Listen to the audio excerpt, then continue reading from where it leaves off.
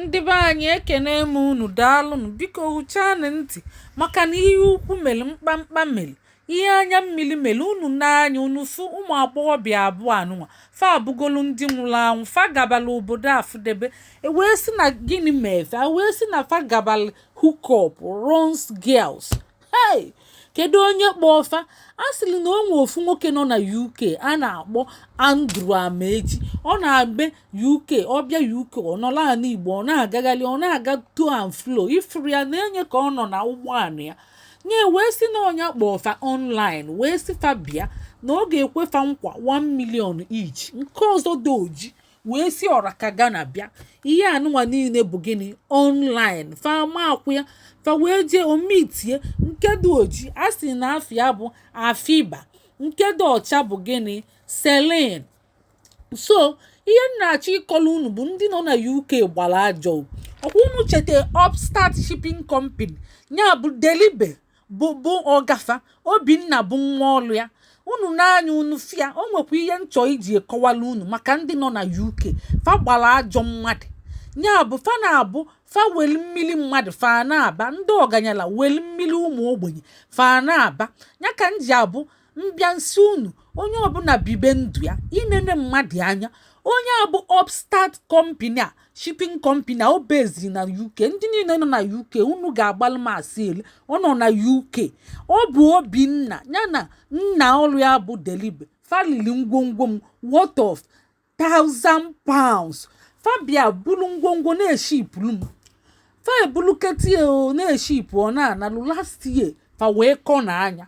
fa kọnazi anya si na ofugo ihe ha kwụziri bụ na ọgbasa adịfa mbụ ndị ibunyere ngwongwo igo thousands of pounds wee kwụọ ofu ụgwọ si fa bune ofu fa wee si na ọgbasara alfa ikpe mụ na fa nọkwa na-alịnga ọkwa ifuru ndị a mma esofa mana rapụgodin ka m na-akọkwala unu ihe m na-akọla unu achọrọ m iwebata akụkọ ya iji gosi unu how wicked ndị nọ na UK dị how greedy fadi nya bụ unu na-eme ihe wit onye nọ na UK nya ị na-afụ ya ọ na-egosi luxury life ya ichee na onye na-akpata ego ahụ ndị nọ na UK anaghị akpata ego nke bụ bastard on nke bụ milonia fa anaghị akpata ya olesi a ga-ama ma ị bụ rocket scientist highest ndị be anyị na-abụ bụ doctor nurses ma ndị otu ma internet technologist fa na-akpata ego fa adịkwa moderate rich mana fa anaghị adị bastard on a na-ekwu maka ya fa anaghị adị ba olesi ma ịkpala ego gị n'ụzọ ọbụla ma ọ bụ na ị na-eme biznes ajoin ya a ga-ama ụdị biznes ị na-eme tupu i wee bụrụ bastard millionaire nke na-eme ego vam ihe na-eme ego vam kedu ka ndị a si wee fụ mmadụ online ọ na-ebi luxury life na-emelu fa show fa wee gaba fa amara onye ọ bụ fa akwanye mmadụ na fa na-aga ifugo ihe a na-agwa unu na matchmaker ifulia ka o si na ọ na-anwotie wee na-ese foto na-emelu unu show ọ bụ ụdị ihe unu chọọ unu a na-akwa ajụjụ unu gbalagaba jos o nwere ego ịmakwa ebe o si wee kpata ego ịmara ma ọ kpala ego na-ajọ ọfịa ma ọkpọ ịgbalagaba ịmara ma ọ bụ onye ogbu mmadụ ọ bụ ya ka m ji asị unu matchmaker anyị na-emebu maka ndị chọọ ịnụ di na nwaanyị mbụ nya ready to settle down ọ bụrụ na ị dịrọ ready to settle down ịbịa na anyị mechekwa anyị wee duo unu ọdụ wee si unu onye kpọọ unu jee na neutral corner ga-agakwana biya ịmara be mmadụ godi anyị ekwere ka unu gabe mmadụ ọ bụ anyị na-ekwu ya bụ classic match anyị na-asị unu mgbe niile denye ede Upstart Shipping Company ọ pụtaga ọ bụ onye oshi so ọ bụrụ ngwongwo m ọ na-eshipụlidele m ngwongwo oluo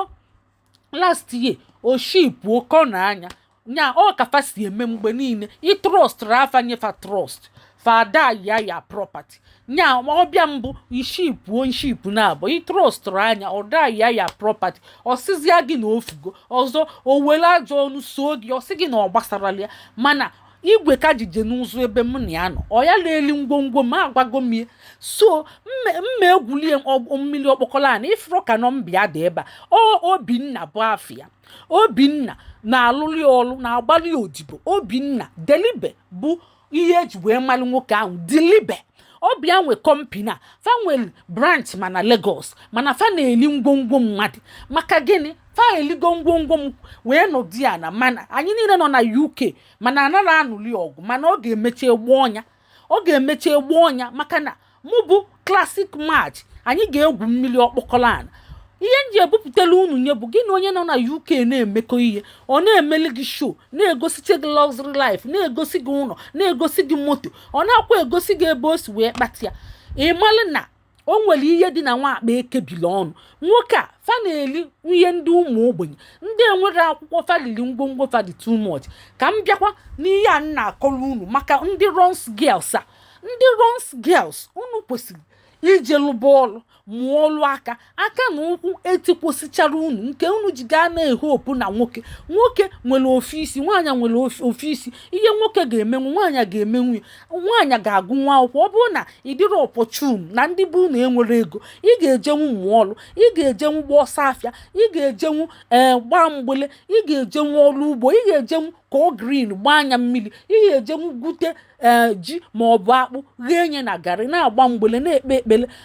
tupu Chukwu agọzie gị ị na-eliju afọ onye ọbụla dị rich moderate rich ma ọ bụ moderate nkịtị ị gabago ifuru ebe fa na-aba ụgbọala ka fa gaba na aba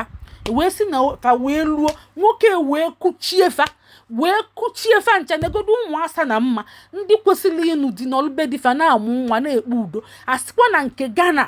nke Adaoji si Ghana bịa na o nwekweli di ama m ebe o si die na ọ gaba di eji wee rapụ ya ka ọ pimpụ ịma na onwe ụmụ nwoke na-enwere ego enwere aka na ụkwụ fadres ego udufe enweche ụmụ nwaanyị na-eji agbalụfa akwụna ifuro nke a sị nọ Dion ka sị nọ Celine ọ ga-azakwunu ma Celine Dion maka ihe na-agụfa ọ bụ ụdị afa unu na-aza ụmụ nka afọ enwere isi makwa minini ịbụ ọnya ị na-azụ ya ka ọ wee bụcha anyị na-aza afa ị na-emesho iweta mbọ aka ikwuju aka gị ị na-emesho a na-enene gị mana inyi juru na mbọ aka ifu bacteria amount of bacteria dị na mbọ aka ị ga-agbapụ ụchụ o wee bụrụ ya ụmụnne unu na-egekwa ntị o maka na ọ naghị afịa arụ ihe afịaba arụ ma ọ bụ ihe mmadụ aghọ nke onye ọzọ ya bụ ị na-ejebe mmadụ mmadụ ya bifo ị ga-asị ya weta adreesị ya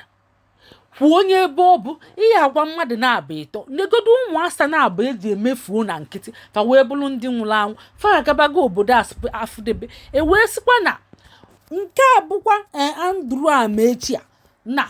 abịago kpụrụ ya na-emezi ka ekpebe ikpe ka eje mmalụ nke investigeshọn a ga-eme ọfụgo na aka ya dịrị ọchụ ọgbaba ọsọ ka ọ na-agbazi ọsọ ndị eke wee gbagbuo onye ọ bụgokwela onye nwụrụ anwụ ọ nabago n'obodo afụdebe nke oluzie ya na ụmụ nwaanyị na-abụ ekwezie n'aka ọ ga-ezufe ebe ahụ and fa niile ga-anụzi ọgụ 2 against 1 so faluzie fa na-abụ ga-akpụzi ya ikpụ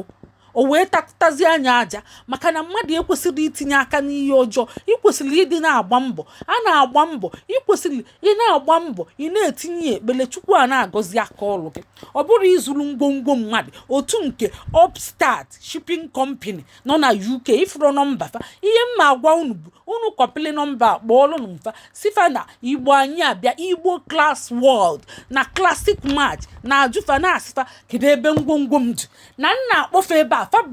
bịa zamoku let them report here ka fa kwuo ma ihe a na-ekwu ọ bụ eziokwu ma ọ bụ asị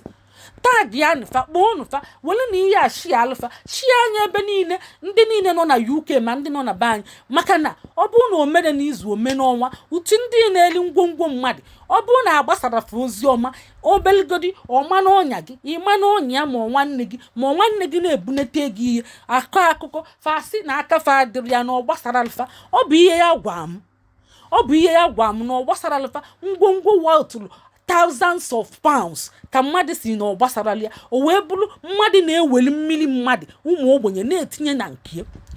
na nwa a na-akpọ Celine ọ bụ ya ama m onye na deceive onye nke ọzọ ka onye nke ọzọ deceive ya amara m onye bụ onye ya bụ ụmụ agbọghọbịa biko unu sere aka ọ bụrụ na ị na-achọ hook up ịbịa na matchmaker anyị anaghị achọ relationship anyị na-akwa na-achọ oyi anyị chọrọ nyabu amachia unu mee courtship unu no amachia unu igana na hotel 1 igana bụ onye ahụ 2 iya aga na neutral ground unu luo unu kowo onwe unu ofuma ozolu gị ihe ezolu si gị na ogwara gị onye bụ nna ya ma ọ bụ onye bụ nne igana ebe ahụ ma onye ahụ agwara gị nne ogwara gị nna ya ịga n'ebe ahụ ihe eje jụọ ese malụbefa kpọrọ mmadụ eme amali ya tupu iwe gabazie sọsọ gị nwa tupu iwe dive in onye ọbụla si gị bịa ọ bịa ka anyị ji esave unu na-asị unu anyị na-esave unu na-ekwe ịkpọchie ntị mee ihe asịsị emene ịma n'ọnya ihe ọbụla mee gị aka anyị adịrị ya ifu gị anyị na-ekwu denye ede si na ihe anyị na-emekwa ebe a bụ ịchọ di na nwaanyị ọ bụrụ na unu ga-eme ka anyị mechie ịchọrọ unu di na nwaanyị ma ịgbagha anyị okwu anyị ga-emechie maka na ọ bụ unu ka anyị na-enyere aka ọ bụrụ anyị ka anara m enyere onwe m aka maka anụgo m di ịghọtago mgbe anyị chọrọ di anyị amagharịrị aka na-amagharị ka enwe onye nọbe gị mmadụ ịrekọmendie gị so ị kwesịrị ịnọbe gị mmadụ ịrekọmendie gị like onye akịta anyị ji ihe ịntanetị wee na-enyere ndị be anyị aka na-amachifa ekwesịrị ka ndị dị jenu na-abịa gị bụ onye a na-agwa okwu wee sị gị ejekwana be mmadụ ejene họteelụ ejene chalet ịkpọchie ntị isi na ihe anyị na-ekwu abụrụ eziokwu ifuru ya ka ọ na-aga ọkwa ifuru ya ka ọ na-agafe ọkwa ifugo ya n'anya wee kwelu ifugo ndị egbu mbụ Celine anya na Afiba ifugota ka egburu ọgwụ onye na-emelu unu show n'ịntanetị fancha agabaga obodo afụdebe